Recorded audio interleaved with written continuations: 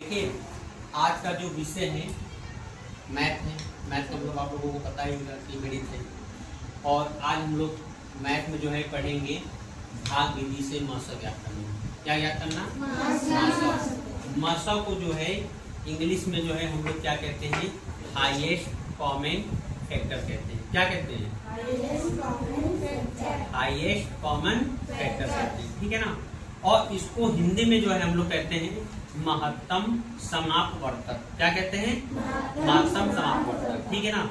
देखिए यहाँ पे जो मसौ जो है हम लोग जो है दो मतलब जो है एक जो है हम लोग जो है क्या एक जो है भाग विधि से मसौ ज्ञात कर सकते हैं, एक गुणनखंड विधि से क्या कर सकते हैं। ठीक है ना। और एक अभाज्य गुणनखंड विधि से, यानी कि तीन टाइप से हम लोग मसौ क्या कर सकते हैं? निकाल सकते हैं। और उस दिन हमने आप लोगों को समझाया था कि जब तक आप लोगों को मैथ में जो है बेसिक चीजें नहीं आएंगी तब तक आगे के आप लोग सवाल नहीं लगा पाएंगे। बेसिक में क्या होता है हमने उस दिन भी आप लोगों को बताया था कि जोड़ हो गया, घटाना हो गया, गुणा हो गया, भाग हो गया, आपको पहाड़े आना चाहिए। ये तो चीज जो है आपको जो है कंपलसरी जो है आनी चाहिए। अगर ये चीज आपको नहीं आती है तो फिर आप मैथ में नहीं लगा पाएंगे। ठीक है ना। जैसे आप लोग जब हिंदी पढ़ते तो हिंदी में पहले जब आप लोग पढ़ाई करते तो पहले आपको छोटा से ज्ञात तक का आना चाहिए, फिर मात्राएं आनी चाहिए। ठीक है ना। फिर उसके बाद आपको 12 खड़ी आनी चाहिए, मतलब जो है तब जाके आपको हिंदी पढ़ना आता है, लिखना आता है। ठीक है ना। तो इसी प्रकार मैथ में जो है जब तक आपको जोड़, घटाना, गुणा, भाग एकदम अच्छी तरह से नहीं आएगा तब तक आप आगे के सवाल जो है नहीं लगा पाएंगे। ठीक है ना। तो आज का हमारा जो विषय है भाग विधि से हम लोगों को क्या ज्ञात करना है? मसौ ज्ञात करना है। क्या ज्ञात करना है? मसौ। लिखा है find the HCF of divide method. देखिए, चाहे इंग्लिश का मैथ हो और चाहे हिंदी का मैथ हो, लगाने का तरीका सेम होता है, बस खाली जो है क्वेश्चन जो होता है जैसे हेडिंग चेंज होती है। जैसे अब यहाँ पे लिखा है कि भाग विधि से मसौ ज्ञात कीजिए और यहाँ पे लिखा है कि find the HCF of divide method, यानी कि भाग विधि से मसौ ज्ञात कीजिए। अब देखिए हमने यहाँ पे दो क्वेश्चन लिखा, एक लिखा है 18 का भाग करना है 7964 में, यानी कि 18 को मतलब हमारा जो है 18 और 7964, यानी कि 18 और 7964, यानी कि यहाँ पे दो संख्या दी गई है, नीचे भी 120 और 8769 दो संख्या दी गई है। अब देखिए पहला हम क्वेश्चन सॉल्व करेंगे। कौन सा सॉल्व करेंगे?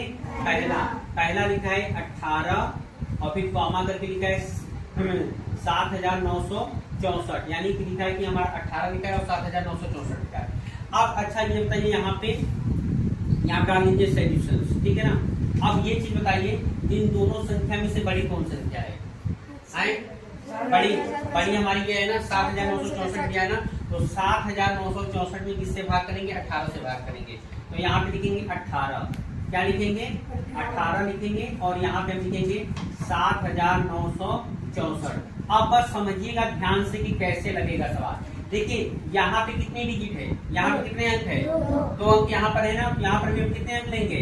2 अंक लेंगे। यानी कि अब आपको 18 की टेबल पढ़ना है, यहाँ पे 79 आ जाए और 79 से अधिक ना हो। तो 18 1 जा 18, 18 2 जा 36, 18 3 जा 54, 18 4 जा 72 और 18 5 जा कितना हो जा रहा है? 90 हो रहा है। यानी कि अगर हम यहाँ पे 5 बार में लेकर जा रहे हैं तो 18 5 जा 90 हो जा रहा है, यानी कि ज्यादा हो जा रहा है। ठीक है ना। तो हम कितनी बार में लेकर जाएंगे? कम बार में लेकर जाएंगे। तो यहाँ पे 18 4 जा कितना लिखेंगे?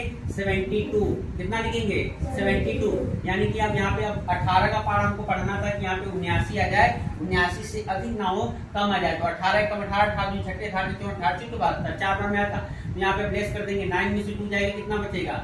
7 बचेगा और 7 में से 7 जाएगा, कुछ नहीं क्रॉस लगा देंगे। अभी ऊपर हमारे पास डिजिट है, जब तक ऊपर डिजिट है तब तक हम डिवाइड करते रहेंगे। अब फिर 6 हो गया, फिर भी अब यहाँ पे 76 हो गया, तो वो जाहिर सी बात है कि फिर 4 बार में जाएगा। 18 4 जा 72 हो गया, 6 में से 2 गया 4, 7 में से 7 गया, कुछ नहीं, फिर 4 उतारेंगे। अब 18 की टेबल पढ़ना है, यहाँ पे 44 आ जाए, 44 से अधिक ना हो। 18 1 जा 18, 18 2 जा 36, 83 जा 54, अधिक हो जाएगा तो 18 2 जा कितना हो जाएगा? 36 हो जाएगा। यहाँ पे 36 लिख देंगे।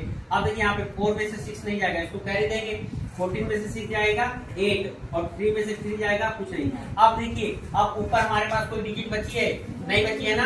अब हम इस 8 को डिवाइड करेंगे 18 से। किससे करेंगे?